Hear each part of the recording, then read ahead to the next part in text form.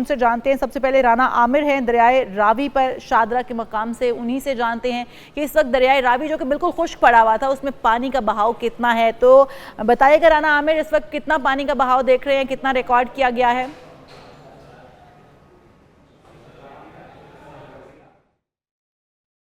जी बिल्कुल जुनेद और इशाल, मैं दरियाए रावी के बिल्कुल कॉर्नर के ऊपर मौजूद हूँ और मेरी बैक साइड के ऊपर दरियाए रावी गुजर रहा है और ये पॉइंट है शादरा का।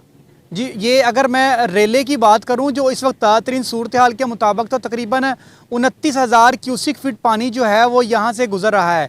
लेकिन अगर मैं बात करता हूँ जब इंडिया से पानी पाकिस्तान की हदूद में जस्टर के मकाम के ऊपर जब दाखिल होता है तो वहाँ पर 61,000 क्यूसिक फीट पानी रिकॉर्ड किया गया था। लेकिन अब अगर ताज़ा सूरत हाल की मैं बात कर रहा हूँ तो इस वक्त तकरीबन 41,000 क्यूसिक फीट पानी का जो लेवल है वो रिकॉर्ड किया गया है। तकरीबन 20,000 क्यूसिक फीट पानी जो है वो डाउन हो चुका हुआ है। परेशानी वाली कोई बात नहीं है, लेकिन जो उसके गिरदोनवा के जो इलाके थे जब पानी का जो लेवल है वो अप हुआ तो वहाँ पर सायरन बजाए गए, वहाँ पर लोगों को दूसरी जगह पर मुंतकिल करने के लिए कहा गया और ये बताया गया है कि ज़राए ये बता रहे हैं कि तकरीबन 11 से 12 जो गांव हैं वहाँ पर उनका जो पानी है वो भी दाखिल हुआ है।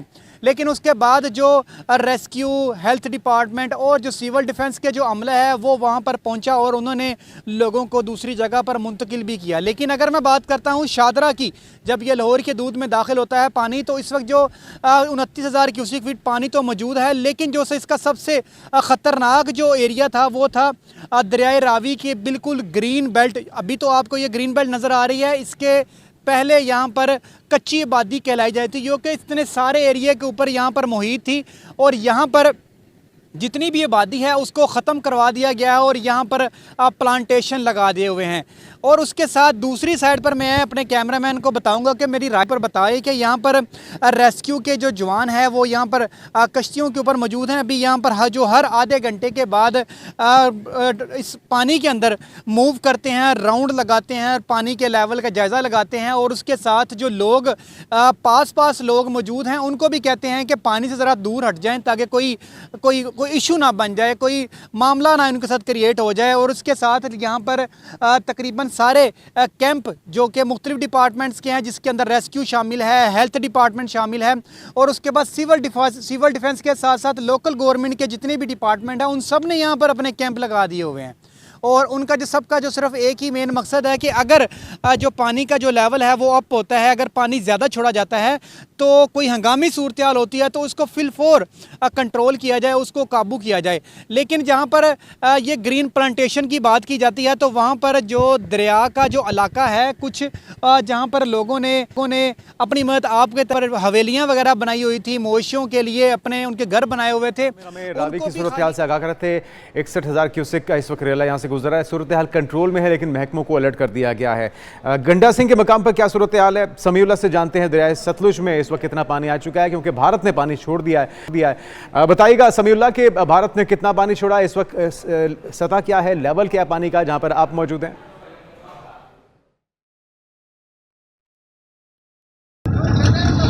जी शुक्रिया इशाल और जुनेद। अगर बात की जाए दरियाए सतलुज की तो दरियाए सतलुज में जो है वो इस वक्त निचले दर्जे का सैलाब है। अगर बात करें दरिया के बहाव की तो इस वक्त 66,000 क्यूसेक का जो है वो यहाँ से सैलाबी रेला गुजर रहा है। अगर सतह की बात करें 19.20 फुट जो है वो इस वक्त दरिया की सतह है।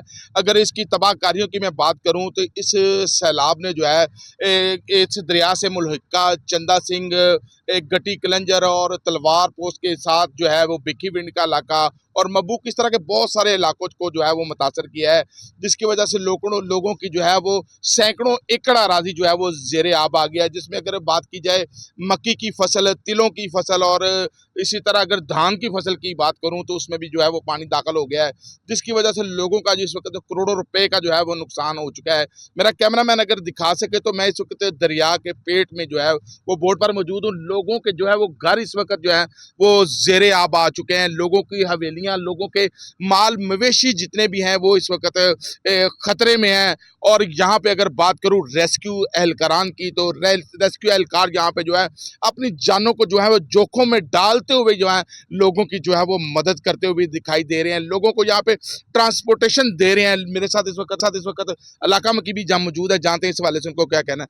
क्या कहेंगे, किस कदर मुश्किलात का आपको सामना है, कितना नुकसान हो चुका है आपका? बहुत नुकसान हो चुका है हमारा, इधर बहुत मुश्किल में है हम। ये रेस्क्यू वाले हमारे भाई हमारी बहुत मदद कर रहे हैं, इनकी बड़ी मेहरबानी है। तो वो आप बड़ी मदद कर रहे हैं। हमें बहुत बड़ी मुसीबत आई पड़ी इस वक्त, पानी के अंदर बहुत परेशान है हम लोग इधर। हमें उधर से लेके पार भी लेके जाते हैं, पार से गाँव अन्य जो इस वक्त टूटे हैं जिसकी वजह से ये शुक्रिया सारा इलाका समीउल्लाह, आप भी हमारे साथ मौजूद थे, राना आमिर भी हमारे साथ मौजूद थे और डॉक्टर इजाज़ अहमद साहब भी हमारे साथ मौजूद हैं। हम ये देख रहे हैं कि दरियाओं के बिल्कुल किनारों के ऊपर बने हुए घर हैं। जब दरिया के रास्ते में घर बनाए जाते हैं तो फिर इस तरह की सूरत हाल तो पैदा होती है। और हमारे साथ डॉक्टर इजाज़ अहमद साहब मौजूद हैं, तो उन्हीं से जान लेते हैं। माहिर माहौलियात हैं आप डॉक्टर साहब, जब दरियाओं के रास्तों में इस तरह से घर बनाए जाएंगे, बस्तियां आबाद कर दी जाएंगी, पानी को जाने का रास्ता नहीं दिया जाएगा, तो क्या ये भी एक बड़ी वजह है जो इस वक्त पाकिस्तान के अंदर सूरत हाल पैदा हो चुकी है? भारत को हम सिर्फ मोरद इल्ज़ाम नहीं ठहरा सकते कि पाकिस्तान के अंदर पानी छोड़ दिया जाता है, जब भी बारिश ज़्यादा होती है, पानी की कैपेसिटी ज़्यादा हो जाती है तो फिर वो पाकिस्तान में छोड़ दिया जाता है। हम खुद भी बहुत सारे अवामिल हैं जिनके अंदर हम लोगों ने खुद भी बड़ा कंट्रीब्यूट किया है। तो क्या समझते हैं कि ये रास्तों के अंदर, दरियाओं और नालों के रास्तों में जो घर बना दिए जाना, बस्तियां आबाद कर दिया जाना, ये भी एक बड़ी वजह हो सकती है? जी बहुत मेहरबानी, आपने सहम मौके पे मुझे जो है वो उससे बात की। अब बिल्कुल जो इस वक्त हमारा जो मसला है, एक तो क्लाइमेट चेंज के हवाले से जो इश्यूज हैं वो एक ग्लोबल नॉर्म है और वो जो है अल्टीमेटली उसके इश्यूज बहुत ज़्यादा हैं। दूसरा फिर इंडिया का जो एक मसला है कि वो हमेशा ऐसे मौक़ों पर जब हमें पानी की ज़रूरत नहीं होती है वो पानी छोड़ देता है और जब ज़रूरत होती है तो पानी को रोक लेता है। अब अनफॉर्चुनेटली ये जो जिस तरह सतलुज और रावी का जो एरिया है ये ऐसा है कि जो तकरीबन थ्रू आउट द ईयर जो है ये खुश्क ही रहते हैं, यहाँ पे पानी नहीं होता। लेकिन जब अचानक एकदम बारिशों के बाद और उस दौरान में पानी छोड़ा जाता है तो लोग तैयार नहीं होते अपने तौर पर, क्योंकि लोगों ने जो दरिया के जो रास्ते हैं, चाहे वो खुश्क रास्ता भी है, उसके बावजूद जो है वो वहाँ पे आबादियाँ जो हैं वो हो गई हैं। अब इस्लामाबाद में जो साने हुए हैं, उसके अलावा ये जो बनेर और जो दयामीर वगैरह के इलाकों में, उसमें ये सवात का जो सिलसिला है, अगर आप देखें तो पैटर्न यही है कि हमने जो दरियाओं के रास्ते हैं उनको बहुत ही छोटा कर दिया है। दो काम किए, एक तो रास्तों में हमने कंस्ट्रक्शन कर दी। स्वात का जो 2022 में भी हमने देखा कि होटल वो सारे दरिया के बिल्कुल साथ, और वो दरिया का रास्ता है। दरिया के रास्ते जो हैं वो ये कहते हैं कि अगर 50 साल में एक दफ़ा भी सैलाब इतना तेज़ी से आए तो वो रास्ता जो है उसको छोड़ देना चाहिए, क्योंकि वो उसकी दरिया की प्रॉपर्टी है, एक लिहाज से राइट है उसका। तो हमने जो है नाला लई रावलपिंडी लाहौर में, अभी लाहौर में रावी अर्बन डेवलपमेंट जो प्रोजेक्ट है वो बिल्कुल रावी के किनारे पे है। जी हाँ। रावी के किनारे पे, और उसका तकरीबन 1.5 लाख जो है एकड़ जो है जगह वो उसके लिए मुख्तस की है। अब ये सारे के सारे कराची में क्या हुआ है, कराची में भी यही हुआ है कि वो जो है दरिया के जितने भी रास्ते, दरिया चाहे कह लें या नदियां कह लें, मलीर है, लांडी है, गुजर नाला है, ये सारे ड्रेनेज और बारिश के लिए जो है ना ये रास्ते थे। अब उसको या तो फिर हमने जो है वो गंदगी से भर दिया, वेस्ट से भर दिया, बिल्कुल। या